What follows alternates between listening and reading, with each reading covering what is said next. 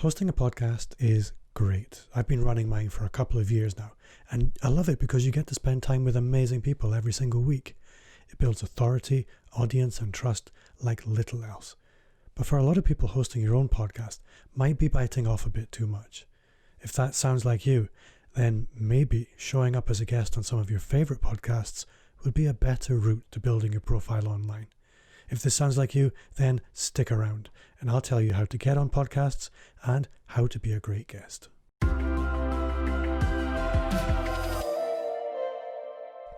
Hi there, my name is Bob Gentle, and if you enjoy this kind of content, then why not subscribe? Just hit the subscribe button just now and also hit the bell. That way you'll get a notification every time I upload a new video, which is usually every single Tuesday.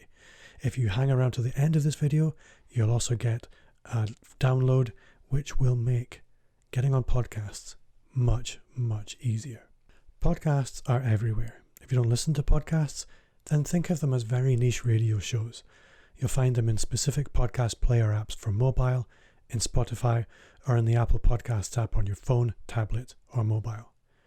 They're listened to by people who are really into the topics that they listen to.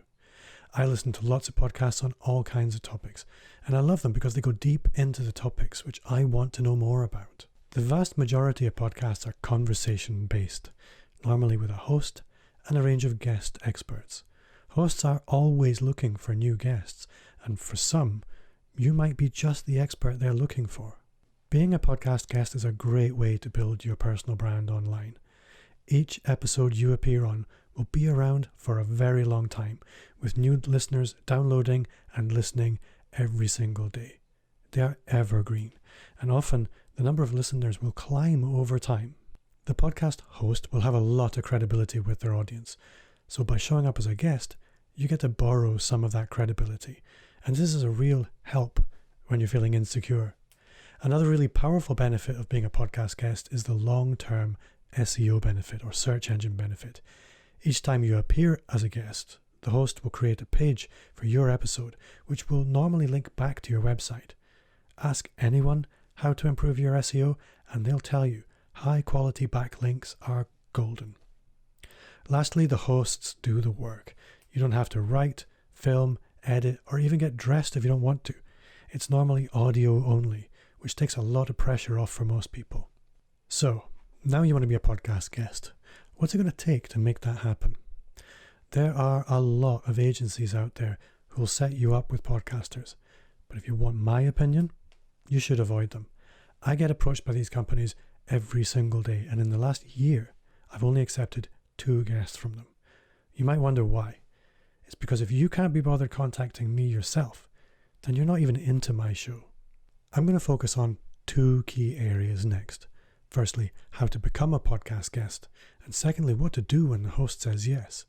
And if you pick the right shows, this will happen sooner than you think. So step 1, securing your spot. Firstly, you need to create a media CV or one sheet. This is a simple 1-page document outlining who you are, what you do, where your expertise are, and the topics you like to speak about, and some key areas which make you stand out. It can also include links to previous interviews or other media. I've included my own and a bunch that I've been sent over the last year, which you can download as an example. You'll find a link under this video. The one sheet or media CV makes it very easy for the host to see where you might fit in and how they might shape an interview around you. Think of it as a really simple map to who you are and what you're about. Step 2 is make a list. Like any sales job, you need a big list of prospects and a plan for how you're going to approach them. Before all this, pick a few and listen to a few episodes of each. You'll need at least a fleeting familiarity with the show before you try to connect. Step 3 is the approach. Most of my guests are drawn from my own network. Other hosts are just the same, and if that sounds intimidating, it shouldn't be. Becoming part of my network is easy. Connect with me on social media, hang out and chat a bit. Now, you're part of my network. Other hosts are no different. If you want to be on someone's show, then first off, have a look on the host's website and see if they have a preferred way of being approached. They might have a form or a survey to complete, and if they don't, just send them a short message asking if they think you might be a good fit. Remember what I said about getting emails from agencies every single day. You need to cut through this, which is why it's important You listen to a little of their shows. If your message looks like it's cut and paste, then I'll delete it without even thinking about it. Guard against this with some detail, but not too much. Keep it short and don't be pushy. If you don't hear back, then feel free to drop in a couple of reminders. If nothing happens, move on. So, you got your first yes. For many, this is some scary stuff. I'm a confident host, but even I get nervous before I'm on an interview. Here are my top tips for making sure things go as well as possible. Number 1, remember it's the host's job to be in the driving seat. You take your lead from them. They'll take care of you. That's why they're called the host. Number 2, make sure you have headphones. Some hosts, myself included, are particular about this. Podcasts are recorded on multiple tracks, one for each person. If you don't use headphones, your audio can bleed over onto another track. It's better safe than sorry, so make sure you have some. Even earbuds are fine. Number 3 is have a decent microphone. If being a podcast guest is something you've decided matters to you, then spending a small amount of money on a microphone is a good idea. The mic I use for my podcast only costs £50. You don't need to spend a lot of money. Prepare your environment. Turn off mobile notifications and your ringtone, and put your phone somewhere you can't see it. Switching to vibrate isn't enough. Turn that off too. If you're new at podcasts, then something like a client call flashing up when you're in the middle of talking to somebody can really throw you off your stride. Let anyone else in your environment know that you're being interviewed and to keep the noise down where possible. Work with your host to find a time when you know you're unlikely to be disturbed. Don't go nuts about soundproofing. Don't try things like climbing into cupboards. Just avoid loud fans, traffic noise, rattling cable, construction noise, and so on. Number 5 is take a little time to plan out talking points. Don't come with a script or an agenda, but do have a list of places you can go with a conversation. Over time, you might have a list of stories or anecdotes which you can turn to, but start simple. Once you've got it, you can relax and let the host sit in the driving seat, knowing that if they ask you to take the wheel, you have a couple of destinations you can turn to. And number 6 is don't try to pitch or worry that you need listeners to understand everything. Just let them meet you and focus on a couple of key points. Have one clear focus or goal for the interview. Number 7 is don't try to be bulletproof.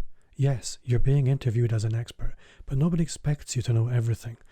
A little vulnerability and humility goes a long way towards building rapport with your audience. Number 8 is to have one clear goal and call to action for the interview. Most hosts will ask you, what are you promoting right now? Or what action would you like the listener to take next? Be ready for this with a single call to action. Send them to one lead magnet and one social media account. That's it. The more you ask, the less people will do. If you've enjoyed this video, you'll probably love all my videos. So you should subscribe. So if you hit the subscribe button below this video and then hit the bell icon, you'll get notified by YouTube every time I upload a new video, which is normally every Tuesday. Again, if you've enjoyed this video, then you should probably join my Facebook group. You'll find that at amplifyme.fm/insiders. And there'll be a link in the description of this video. Finally, don't forget to grab your copy of the media CVs and one-sheets. These are all documents which have been very successful, sent to me over the last year, and my own.